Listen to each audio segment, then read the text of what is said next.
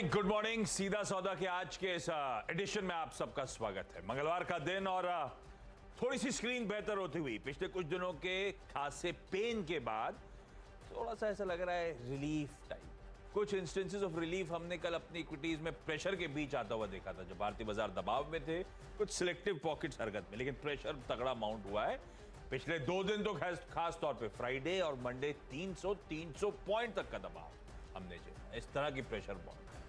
पर आज तस्वीर थोड़ी सी बदली इसीलिए है क्योंकि यूएस के फ्यूचर्स थोड़े से मूड में आते हैं, तो वहां से थोड़ी सी रिलीफ प्ले आउट हो रही है। एशिया दिखाइए पूरा स्क्रीन पे और दिखाइए हमारा एसजेएक्स निफ्टी अकेला दिखा सकते हैं क्या? तो क्लीन पता चलता है, पता चलेगा आपको कितना बढ़िया मूव बन रहा है इस समय। खैर, लेकिन थोड़ा सा अंडरटोन कॉशियस है, ये ध्यान रखिएगा।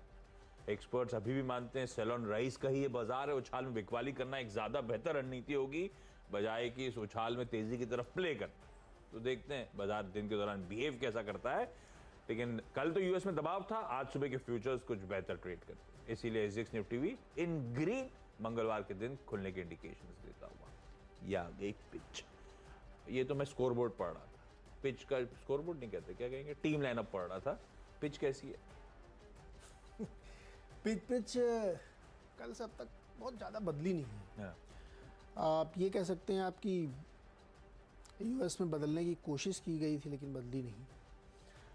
तो आज भी आपके सामने मारने में उतना ही चैलेंज है। कल बारिश पानी था, आज पानी थोड़ा सूख गया है, पर क्या हुआ, बारिश में खेले थे तो पिच में गड्ढे से हो गए। अब वो बॉल किधर मुड़ जाएगी पता नहीं चल रहा है। आपने कभी गौर किया, जब बहुत बारिश हो जाती है, पानी भर गया, उसके बाद पानी एकदम सूख गया, आपको लगेगा एकदम पिच सूख गई है, जैसे ही आप चले बहुत तेज फिसल के गिरते हैं आप। हाँ, नहीं तो एक्चुअली हम लोग क्या करते थे, ऐसे में धीरे से बैट हटा के फुटबॉल निकाल लेते थे। फुटबॉल खेलो। तो अगर फुटबॉल जैसे आइडियाज हैं तो आप खेल सकते हैं। तो मार्केट जो है ना बहुत स्लिपरी दिख रहा है, ये सूखा है लेकिन वो एक्चुअली अंदर से गीला है, स्लिपरी है। सो उसको ध्यान में देना। कल से आज तक कोई बहुत बड़ी बदलाव नहीं हुई, लेकिन हाँ बाउंस तो एक आ ही सकता है। एक 17,000 का जो बहुत ही साइकोलॉजिकल लेवल जिसको लोग मानते हैं कि कल हमने डिफेंड कर लिया, तो हो सकता है थोड़ा उससे ऊपर जाने की कोशिश करें। वहाँ पे जाके क्या होगा पता नहीं। वो 2 बजे वाले खिलाड़ी जब आते हैं तो फिर बड़ा गड़बड़ा देते हैं।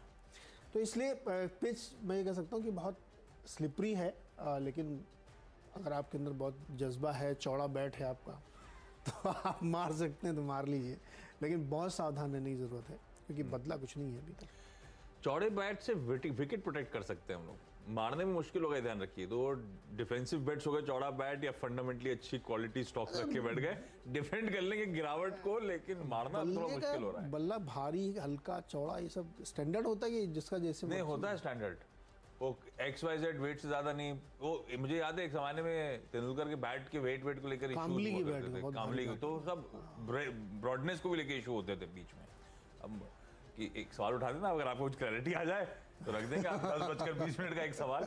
वैसे आज का सवाल भी क्रिकेट रिलेटेड ही है। मान लीजिए कोई बहुत ही रहीम शहीम टाइप का बड़ा तगड़ा चौड़ा 6.5 फुट का आदमी, तो उसके लिए तो बल्ले का साइज वाइज बदलेगा ना। वो तो मतलब छोटा लेके खड़ा हुआ, तो बेचारा पूरा झुक के, वो इंजमामुल हक वो बहुत लंबा चौड़े थे, वो पूरे झुक के बेचारे। चेंज होना चाहिए उनके लिए, होता होगा फिर। और ये जो एकदम मान लीजिए 5 फुट का कोई खिलाड़ी है तो वो क्या करेगा, इतना लंबा बैठ लेके सीने तक आ रहा है बैट उसके।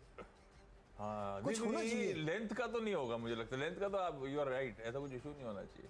अभी जवाब आ जाएंगे ट्विटर पर। हाँ भाई, जिनको पता है फटाफट जवाब दो। अभी हम आंसर भी यही सुना देंगे। चलिए अब टीम की शुरुआत कर रहा हूँ, और आज एक खबरें तो एकदम टाइट है। खबरों के रिलेटेड टीम बनाना तो नेक्स्ट टू इम्पॉसिबल हो गया था आज।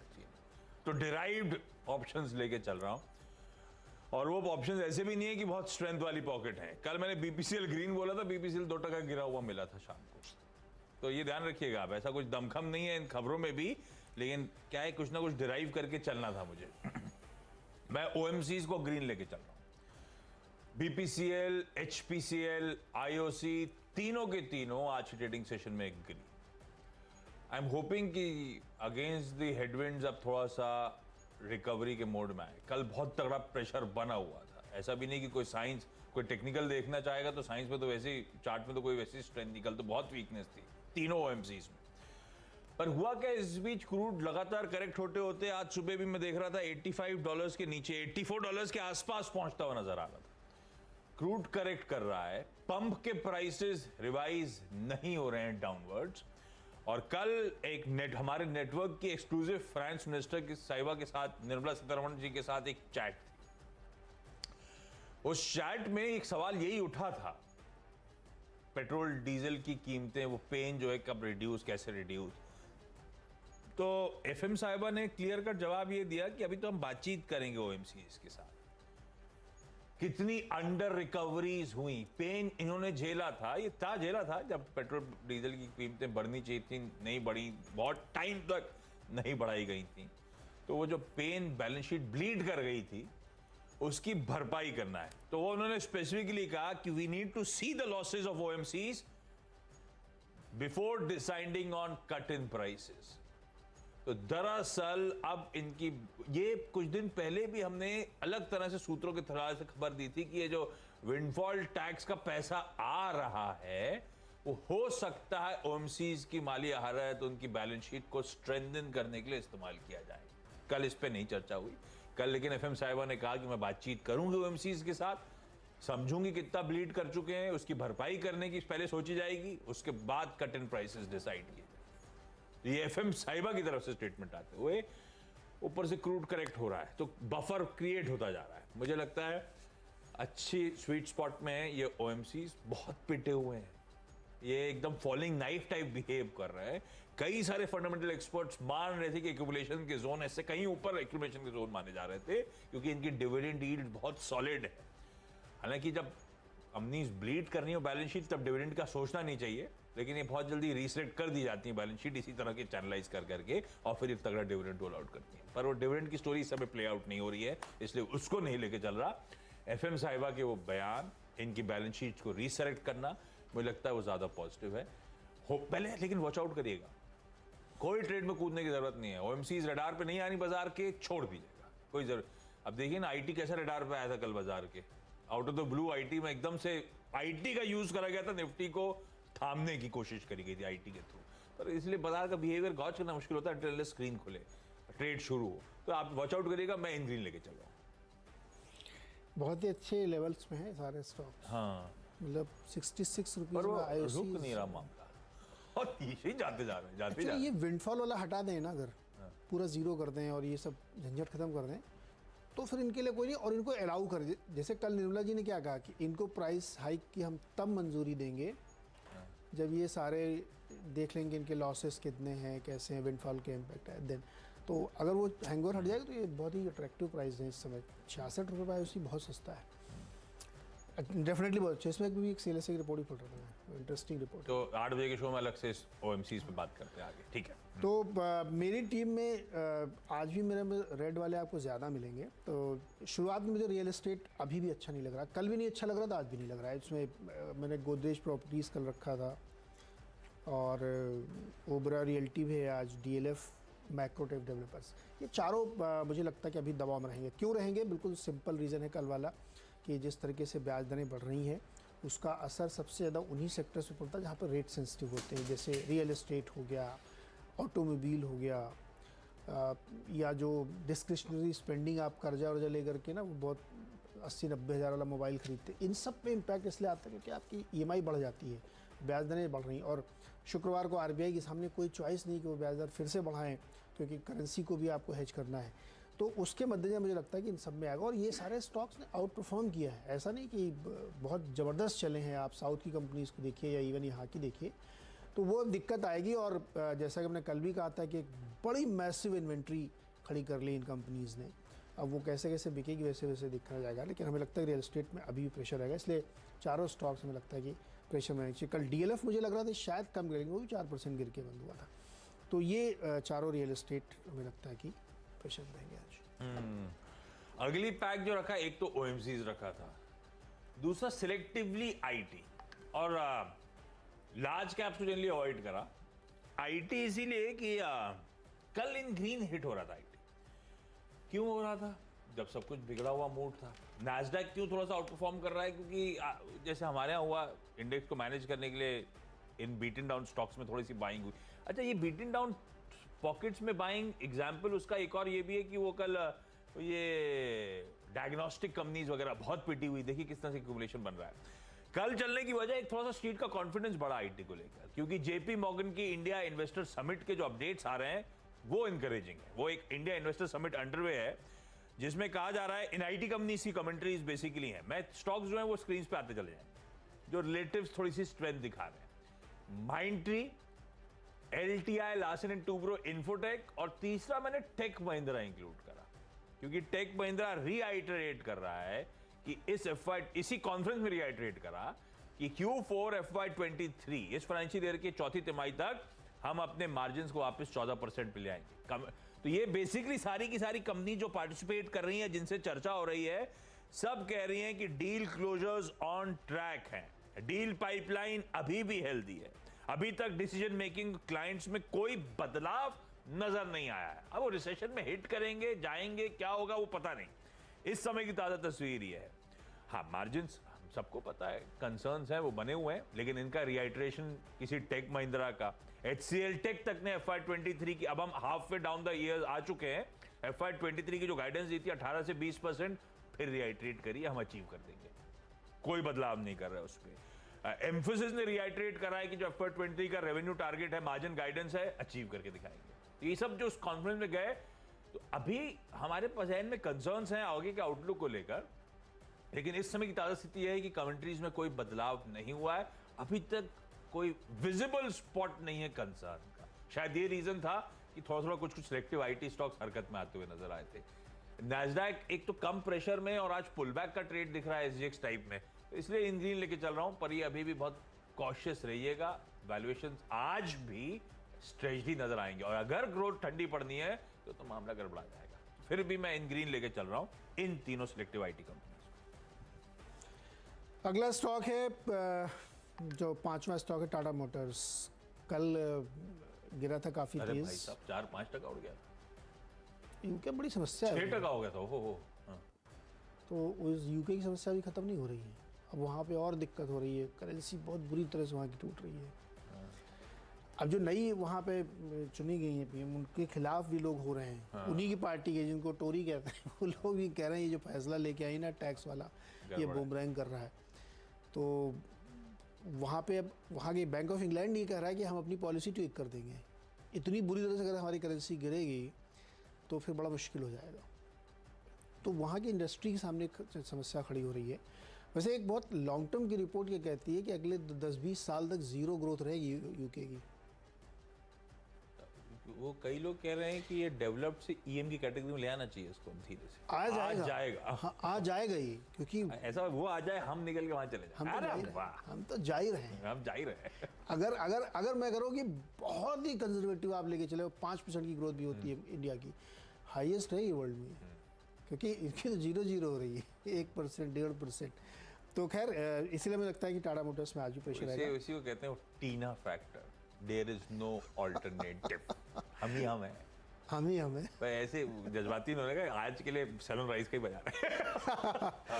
और छठवां स्टॉक है डेल्टा कॉर्प। देखिए, जो तमिलनाडु गवर्नमेंट ने जो RMG ग्रुप सेगमेंट होता है ना, रियल मनी गेमिंग वाला, उस पर बैन लगा दिया, अध्यादेश लेके आए वो। हाई कोर्ट ने मना किया था, लेकिन उन्होंने ऑर्डिनेंस के जरिए इसको कर दिया है। तो अड्डा 52 तमाम पोकर वोकर के गेम्स जो हैं उस पर रोक लग जाएगी वहाँ पे। तो गेमिंग कंपनीज पे, इस तरह कंपनीज में थोड़ा सा प्रेशर देखने को मिल सकता है। 6 स्टॉक हो गए, 6 हो गए। ब्रेक का हमें छोटा सा ब्रेक, और ब्रेक के बाद अगले 4 स्टॉक्स।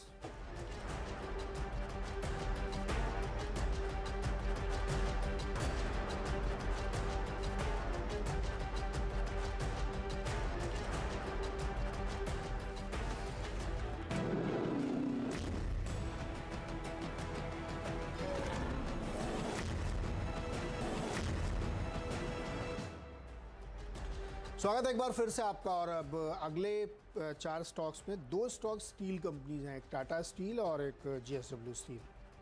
कल कमजोरी थी टाटा स्टील में, और तमाम स्टील कंपनी के 100 के नीचे आ गया था, और एक रिपोर्ट में शायद और नीचे के टारगेट दिए गए।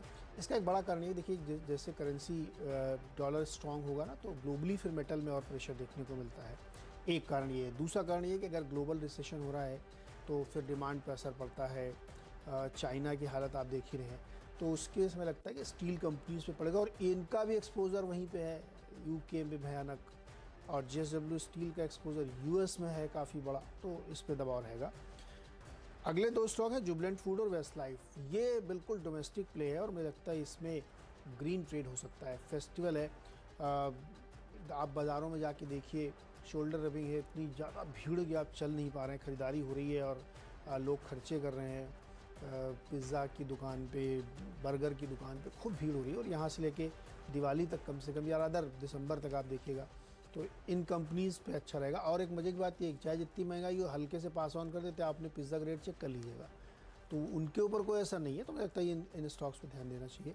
डोमेस्टिक प्ले है इसलिए इनको ले रहा हूँ, लेकिन देख के ऐसा ज़रूरी नहीं कि बिल्कुल मार्केट बहुत ही ख़राब है तब भी ये चलेंगे, ऐसा कोई ज़रूरी नहीं है। स्क्रीन को वॉच आउट करते रहिएगा भैया।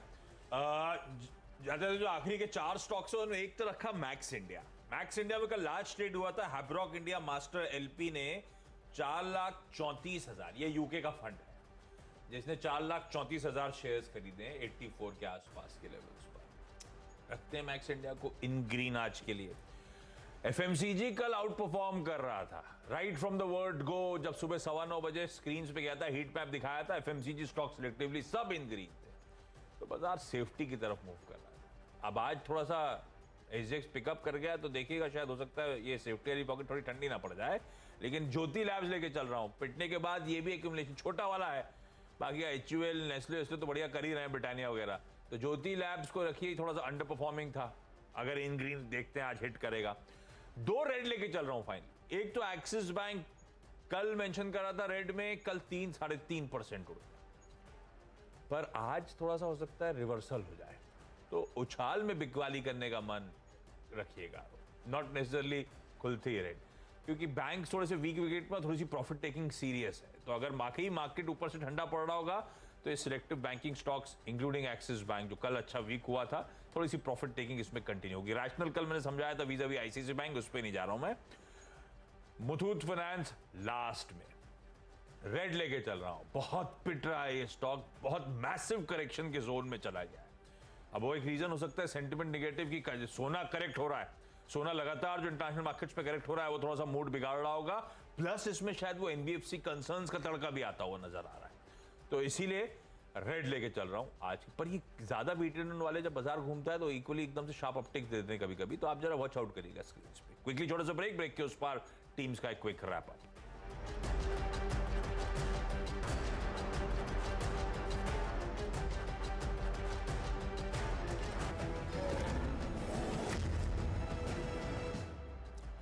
चलिए ब्रेक के बाद आपका स्वागत है मेरी 10 की सीधा सौदा की टीम आप लोगों की स्क्रीन पर। ऑयल ओएमसीज ग्रीन लेके चल रहा हूं, बीपीसीएल, आईओसी, एचपीसीएल, सिलेक्टिवली कुछ आईटी स्टॉक्स ग्रीन लेके चल रहा हूं, माइंडट्री, एलटीआई और टेक महिंद्रा।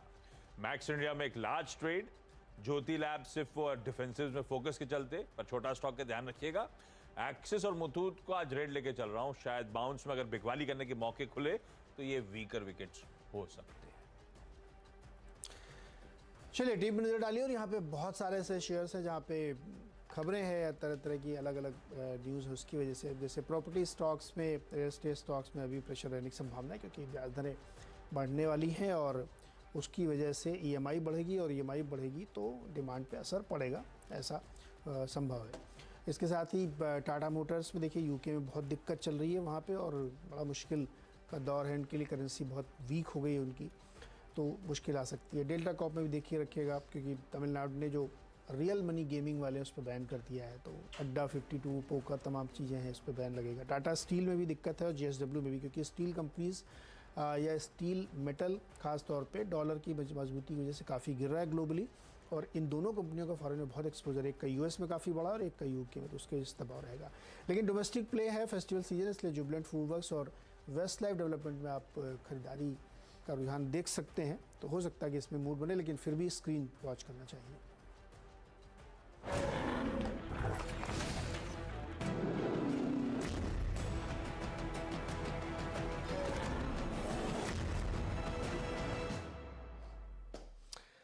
तो चलिए मुनाफे की तैयारी की ओर चलते हैं। मंगलवार का दिन है और मारुति पे 3 रिपोर्ट्स भी हैं, हम लोग आगे इस पर चर्चा करेंगे। और वीरेंद्र आज किसी कारण से छुट्टी पे हैं, तो हर्षदा जी हमारे साथ हैं।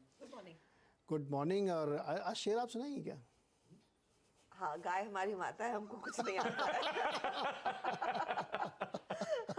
और फिर भैंस हमारा बाप है, या तो शॉर्ट करे या लॉन्ग करे, वो आपको चूज करना है।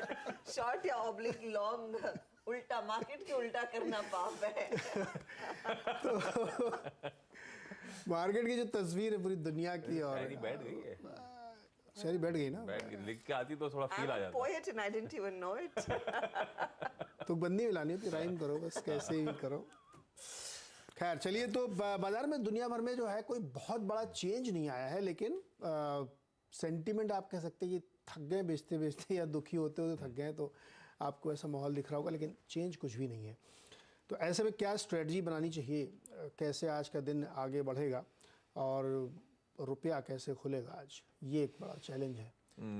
तो अजय जी, रुपया फिर अरे ऐसा मत करो, रुपया जब तक संभलेगा नहीं ना, तब तक इक्विटीज का मूड सुधरेगा। Actually. आपको इक्विटीज पे ट्रेड करना है तो रुपए पर जरा पैनी नजर रखिएगा, वही मूड सेंटिमेंट ड्राइव करेगा बाजारों का, और कर ही रहा है पिछले 4 दिन से, आपने नोटिस करा होगा। खैर, क्या सेटअप है, कैसा अप्रोच रहेगा, उस पर डिटेल में आगे आता हूं। अच्छा, वीरू ने कल बहुत नाच लिया, कल पहला दिन था नवरात्रि का, गरबा पैर कर रहे दर्द थे। हो रहे हैं भाई के, थक गए होंगे। बहुत ही थक गए। अभी 9 दिन तक कैसे चलेगा मामला समझ में नहीं आ रहा है। लेकिन अब आते हैं मार्केट्स पे इस वक्त की पहले टॉप हेडलाइंस।